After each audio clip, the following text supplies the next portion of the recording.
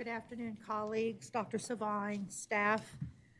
We'll come together for this Board of Education work session this afternoon for the purpose of discussing the board's fiscal year 2024 general fund operating budget.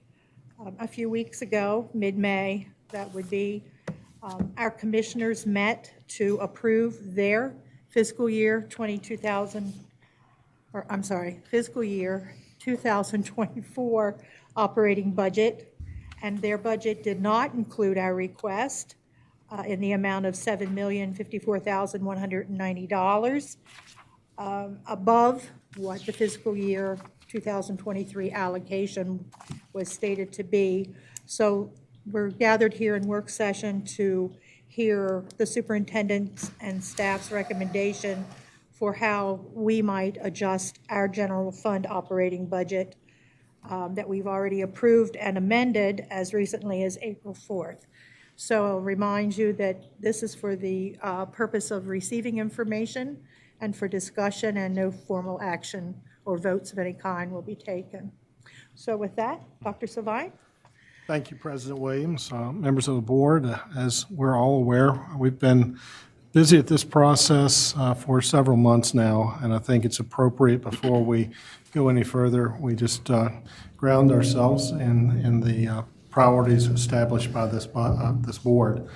You recognize that there are four primary priorities of this budget. Number one, combating inflation. The second priority is safety and security, mental health, and behavior supports.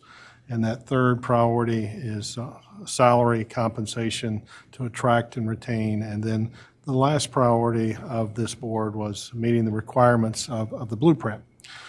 For the purpose of this meeting, we will focus primarily on the safety and security and positions, as well as the salary compensation component. I do want to take this opportunity to credit this board because of the feedback that we received from stakeholders at the beginning of the year and throughout the course of the year. There were changes mid-year to support staffing, primarily with safety and security, mental health, and behavior supports. In the second semester of this year, we received very positive feedback from our stakeholders, our teaching or educational professionals, as well as parents. And I want to take this opportunity to credit this board. And I thank you for hearing the feedback from our stakeholders and taking action.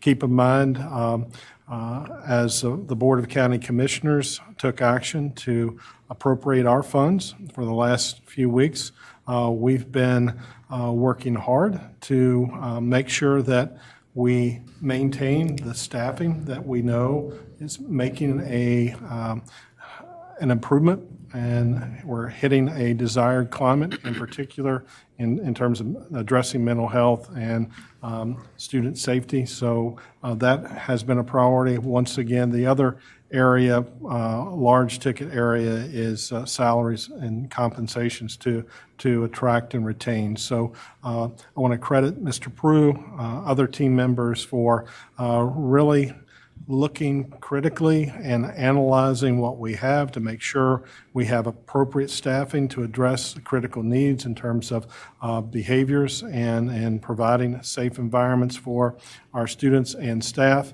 At the same time, provide a fair salary initiative as much as we can based on the funding allocated. At this time, I'll turn it over to Mr. Prue. Thank you, Dr. Savine. Good afternoon, board members. We've started to run out of words for what we call the budget, starting all the way back with the superintendent's draft to superintendent's recommended, to board's draft, to board's approved, to board's amended, and this is the draft amended. We're going to come up with a whole set of nomenclature as we go through this process, but I'll walk you through what are some of the proposal changes that staff has come up with. As Mrs. Williams indicated, it really to jump right into our revenues. We do have a $7 million gap from our request to county government. One of the ways we are looking to offset that, and this is something that staff played with and talked about, putting forward perhaps a little bit earlier, is we are offsetting that decrease with a $400,000 increase in income revenue. With interest rates being up, this is something we could have potentially taken earlier.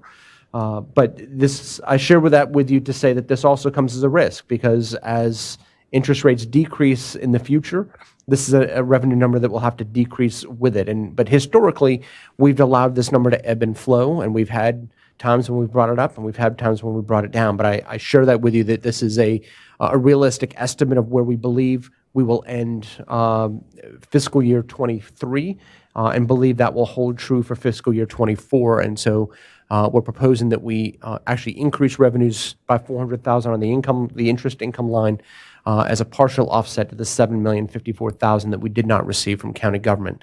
So you can see that's the overall revenue adjustment that we're working with on the screen, roughly $6.6 million. Looking at where that's going to come from, we've stayed away from, of course, the changes that we made mid-year. Positions that are coming over from grants, we stayed away from as well. Those are positions that are active in our schools, especially with our special ed population.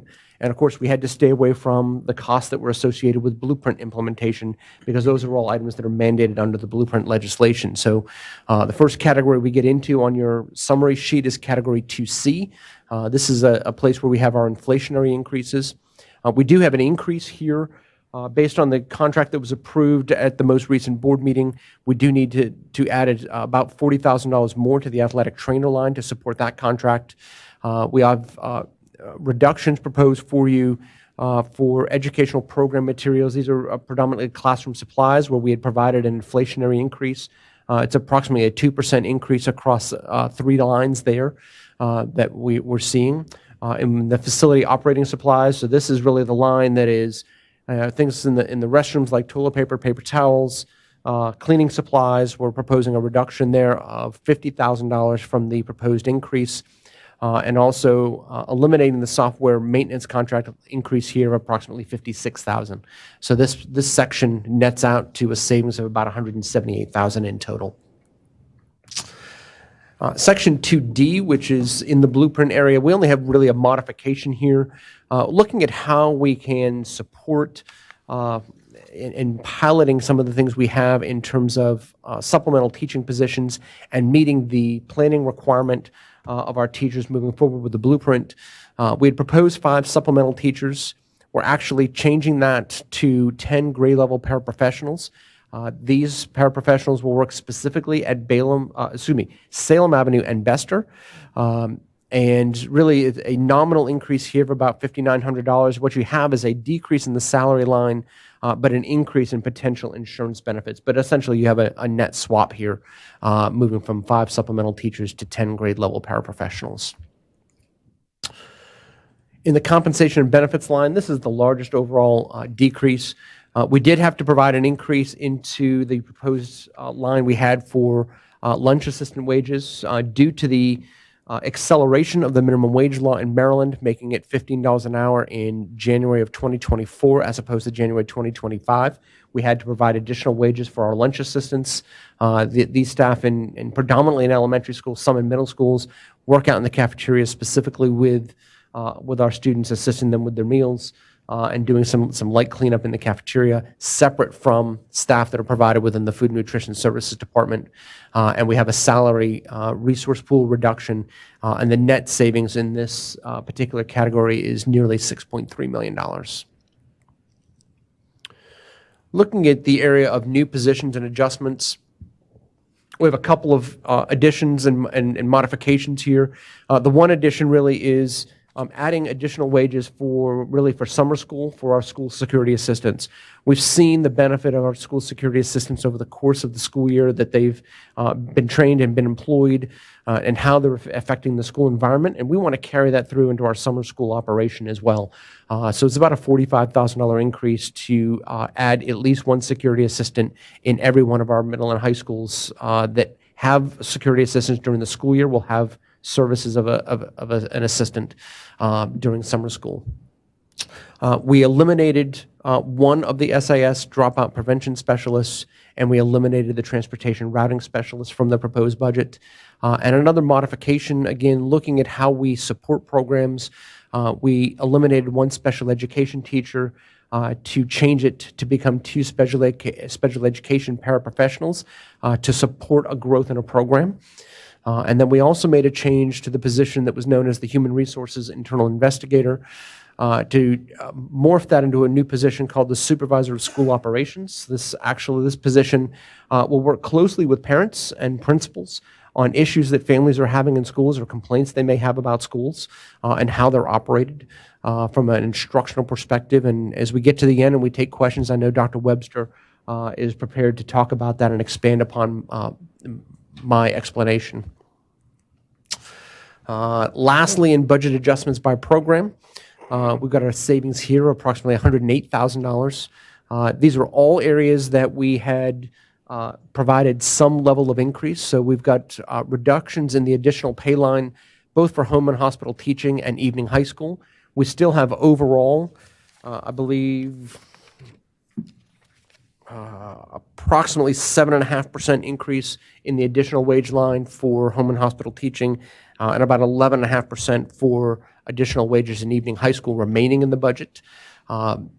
The safety security small computer equipment line, that's a reduction of $50,000 on that line. We had proposed an increase of $100,000. This is the line item that maintains badge swipes, camera access, radios in schools, and we had proposing an increase to that line this year, and we're taking some of that back. And then we also have an adjustment to Social Security adjustment for positions and salary adjustments we've made throughout the budget. That hits in the fixed assets or fixed cost category of the budget and shows up here in budget adjustments by programs.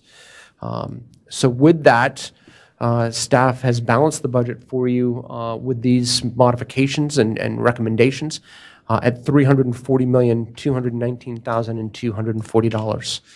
And Mr. Brandenburg, Mr. Sisler have been key in pulling all this together, and we're happy to take any questions you may have on these recommendations. Thank you, Mr. Prue. Colleagues, questions? So you said that you're using some interest rate increases to help justify some of the money. What'd you say was 400,000? Correct. What do you plan on doing if and when, I mean, seemingly over the course of the next year, you would expect interest rates to hopefully start dropping again? What do you plan on doing if that does happen, if that does? We'd come back into that line and we'd reduce it in a future budget year. And that's typically what we've done with the interest income line. It ebbs and flows, it goes up and down. So the money that you have invested in interest-bearing accounts, then that's essentially what you expect to have for this year then, and there's nothing that's going to come due that you need to go and invest in before that the year comes up then? I mean, items that could come due is always a possibility, but we expect the interest level to hold throughout the fiscal year, that we should be able to meet the new level. I think the new budget line that we're setting is $500,000 for this coming year. It's been at $100,000. We had reduced it a couple of years ago. I think actually in 2021 we did a reduction we cut it when back. interest rates dropped. So And most of the investments are rather short in term, and That's kind of what I was thinking about there. So. yeah, I mean, there's one recently that I did that goes until early 2025, but most of them are going to mature over 23 and 24. Okay. And we're anticipating that the rates will probably not be much different then than they are today. Okay. Very good. And then I was looking at a couple different ones here. Could, on that first page, 1 of 4 here, where you have the draft budget, summary of changes there, in Section D, blueprint specific program costs. Number 1, could you explain the admin intern positions and what does the 11M mean after that? yep, so that's an 11M is an 11-month position. Oh, okay. So they would work essentially August through June with the month of July off. So you meant 11 million. They'd like to get paid $11 million. But these positions really are kind of a grow your own concept, as we are finding that we have a need for additional principals and assistant principals over time. This is an opportunity to build our own with the admin intern program, to have someone who's an aspiring administrator bring them into an intern role where they're working with a seasoned principal and other assistant principals to support long-term growth in the position. And then how about the clerical positions at the Welcome Center? I guess really my question is, how is that blueprint specific? Because they're specifically working with our English learner population. So it supports the funding that's set aside in the blueprint for English learners. How about the admin interns? How is that blueprint specific? It's really working towards providing that continued bench where actually as assistant principals may have to be back in the classroom, we may need additional assistant principals long-term, so we're trying to build that bench early. Okay.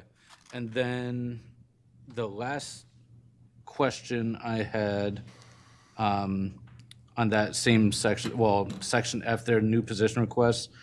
Could you explain number 19, the lobbyist/public info position? Yep, so this is an additional position in the Public Information Office that will help us really position ourselves for long-term communication strategies. And this position is also going to take on a role of working as an advocate for Washington County Public Schools in Annapolis throughout the year and during the General Assembly session. As you may recall, we typically had hired Mrs. Arcade as our representative. She retired over a year ago. And so the amount of that contract that we used to pay, we actually reduced it in this budget and repurposed it as to pay for as part of the payment for this position. But it also helps us to really tell the larger story of the great things that Washington County is doing, things like what we're doing with apprenticeships, with our pre-K improvements, and how our students are performing on the KRA in terms of their overall assessments. Also, in times of crisis, we've recognized that Washington County Public Schools is thin in terms of how we can respond to those needs and put out the right communication. So this supports our long-term safety and security strategies as well.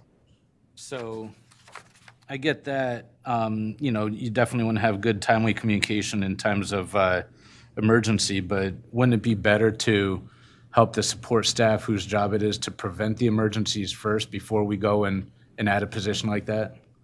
I think that's perhaps a decision, for the board. We believe as staff that this position is important, but it'd be something that I would leave in the board's hands. Thank you. Any other questions?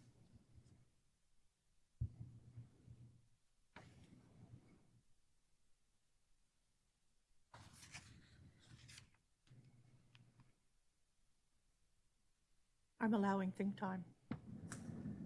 I don't have any questions, Mrs. Williams. I just want to thank them, the staff, Jeff Prue, and just everybody that works on finance, and how hard you work to repurpose our budget time and time again. And thank you so much. We really appreciate all you do. You're very welcome.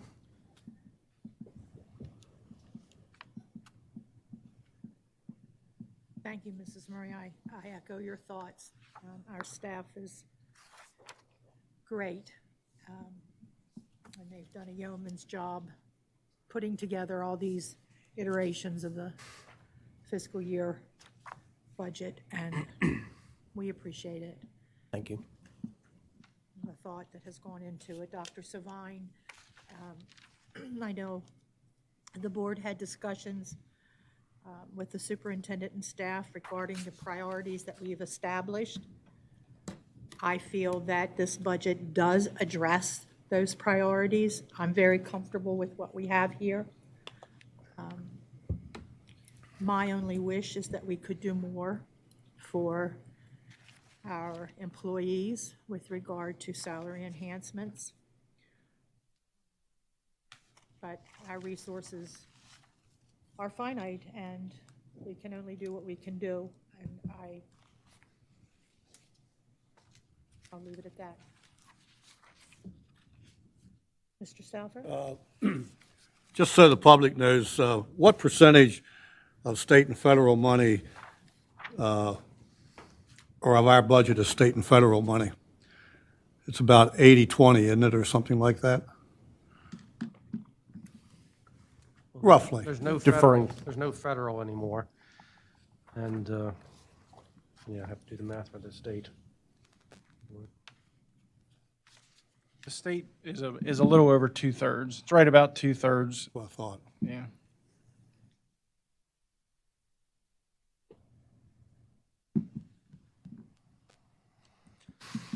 Thank you. Federal money comes in the grants, which are, the federal is grants, which are not part of the operating budget. I'm just curious if the, what percentage of the budget is people cost salaries? Is it still 87? Yeah, it hasn't changed. It's right around 85% for salaries and benefits. And then historically, we've also looked at including like contractual people, like contracted bus drivers or contracted nurses that we would have to hire as employees otherwise. And then you get around the 87% number. Got it. And then this is just more out of curiosity. Page 3 of 4 under community relations. What accounts for the reduction in printing costs as well as the special events reduction? The printing costs is we used to print, I think there was some kind of annual. Student handbook. Yeah, okay. We've moved the student handbook to a predominantly digital model. We have print edition available for families if they request it, but we've moved to a predominantly print model, and that was done outsourced, not in our own print shop. So that was a significant value there. The other item, I think, was some of the other system-wide recognitions, perhaps that faded throughout the pandemic. So like the Excellence Academic Awards event that used to take place in North High in the month of May. We had an expense there, so some of those we've recouped because now those activities happen specifically in the home high schools. Got it, okay. All right, thank you. I would agree with my colleagues. I think the budget definitely prioritizes our needs. I think proactively we've been, as we do in Washington County, we're very proactive. I'm always impressed with that. Proactively, our committee yesterday, curriculum instruction, was at North Hagerstown High School, and we heard how successful the security assistants have been there. And I'm hearing that from other schools as well. So people asked us for assistance when it comes to feeling safe in their schools and getting support for kids, and I feel like we've done a lot in that regard. Obviously, there's more to go. I too agree that we have to be very conscious about what we pay our staff. So I regret that that's probably going to be the biggest chunk of the reduction from the county commissioners. And we'll just keep working towards keeping and retaining and hopefully recruiting staff. I love the fact we continue to have the highest starting salary in Maryland. I know that there are others nipping at our heels or whatever to beat us there. But I do think, again, we are a highly conservative, this is a conservative budget, and we do a lot with it, and I appreciate that. Mr. Prue, regarding the blueprint-specific program costs, and believing that, as Mr. Bickford has said, we need to be proactive and we need to be thinking ahead. Okay, so thinking ahead to future general fund budgets. Can we expect that we will have more costs or more positions specific to the blueprint in, say, the 2025 budget, 2026 budget? I think it's a possibility. I think two areas in particular come to mind. First is in the area of the tuition reimbursement and the tuition credit recovery for our students that are doing dual credit courses, whether it's in our schools or on the HCC campus. If that number of students continues to rise, as it should, as students become more CCR and available to take those classes, as the number of students that taking classes rises, and the number of credits they take rises, our cost rises. At some point, it should plateau without any significant increase in enrollment projected. That number should plateau and flatten out probably within a year or two, I would think. And then barring that would be what's the price of tuition at HCC, because it's a function of that number. So as long as our friend Dr. Klauber across town can keep his tuition rates down, that number should plateau and flatten out. The other area is I would highlight is in the expenses related to English learners. We know that the rate we receive for EL students is a function of foundation. That number continues to rise and is set statutorily with an inflationary rate, so that the amount we receive per student will continue to rise as we progress through the blueprint. The larger question to that is, will our EL population continue to rise? We know that here at the end of the year, we have more EL students than we had at the start of the year. Despite the fact that we graduate EL students out of EL services at a very high rate, our growth outpaces that. So I would expect that our number in September, when we take our census of EL students, will be higher than it was this past September. And that will drive more funding to Washington County in EL services, which will also dictate a requirement to spend more on EL services. But this, I would expect, barring a huge increase in EL population, this should be the most significant increase you see, because as we've shared in previous sessions, I think all the way back to last June and July when we talked about blueprint funding and blueprint budgeting, we were not spending at the 75% level of blueprint revenue or of EL revenue prior to this FY24 budget. So we had to play a little bit of catch up with this budget to get to that level. So I think you'll have additional expenses, but I would expect them to be incremental, barring a huge increase in EL students and EL enrollments. If I've missed anything, or my colleagues behind me perhaps may have other thoughts. Gary? Thank you. I have a loaded question for Mr. Peru. What doesn't Blueprint cover? What expenses doesn't Blueprint cover that you wish it did? Trying to get a picture in my head, just because we know this is a bigger budget, thanks in part to Blueprint, and yet we're still unable. There's certain expenses we can't account to Blueprint, correct? Two areas come to the top of my head. When I think of some things that were added after the original bills were discussed, we added, the pandemic forced a legislative change to add funding for technology. So what we'll see in FY25 is that we have so many dollars per student out of foundation we have to carve out to increase our spend in technology. So that's an area, but they did not carve out money for maintenance and maintenance of school facilities. And this is an ongoing discussion that we've been having, our maintenance staff, our facilities planning team, with members of the Interagency Commission on School Construction, about the cost to maintain and the cost to modernize or build new schools has grown exponentially. So, for instance, we built 3 schools that opened in 2008: Rockland Woods, Malginsville, and Pangbourne Elementary Schools, for a total cost of approximately $45 million. We're talking, and had a public hearing last night on a new school to open in 2007 at an approximate cost of $45 million for one school, 4-round, and that was 3 schools, 5-round each. So the cost of building a school has tripled in the last 15 years, and the state has not kept pace. While we saw a significant increase in FY24 funding in Governor Moore's budget, the state has not kept pace. So that creates more onus on the locals to pay for that expense. The other area that I think is a glaring omission is coverage for pension costs. And so I think the state may argue that that's buried in foundation and in the foundation rate, but as you're driving payroll and you're forcing a minimum level of increases for certificated staff, and you're driving a minimum salary in 2026, where in that formula and how much was set aside for pension costs? And in the last recession, the state shifted significant costs to the locals.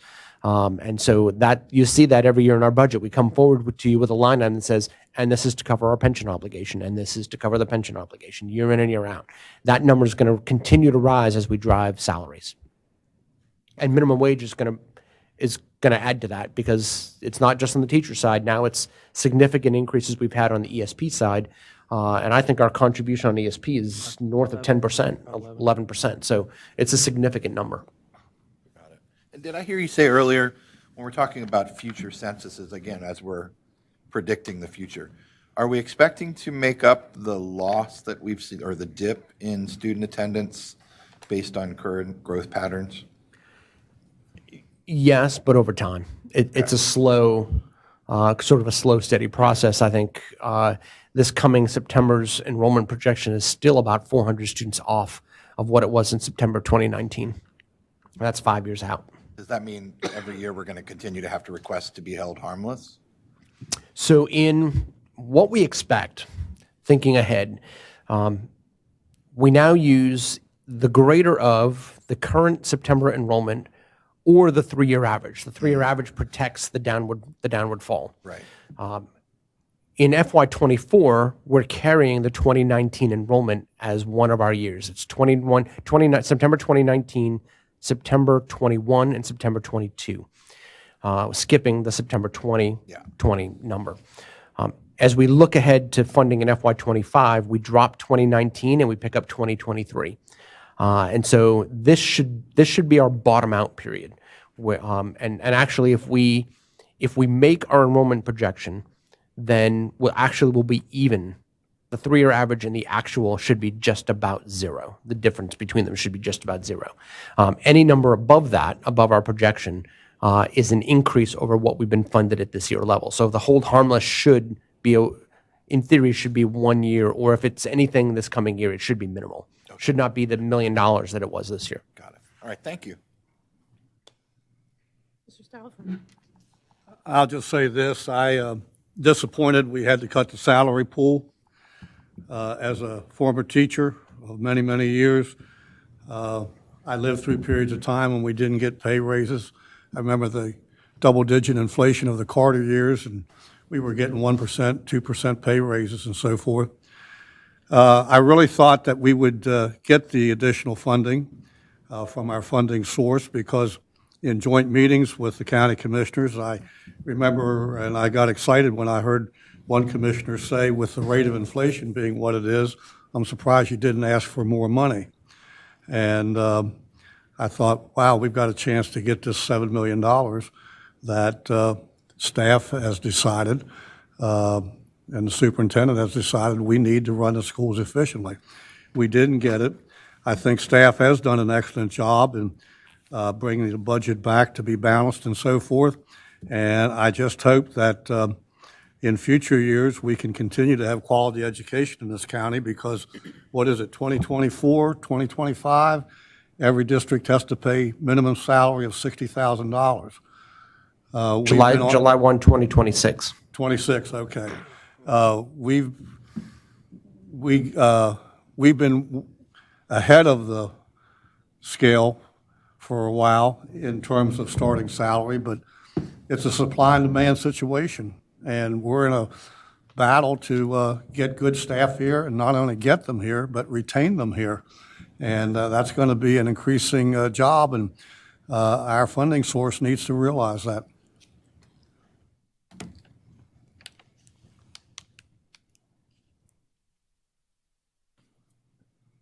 Any further questions, comments? Dr. Savine, anything? Staff, again, thank you. Dr. Savine, thank you. We will bring this to a close. Thank you.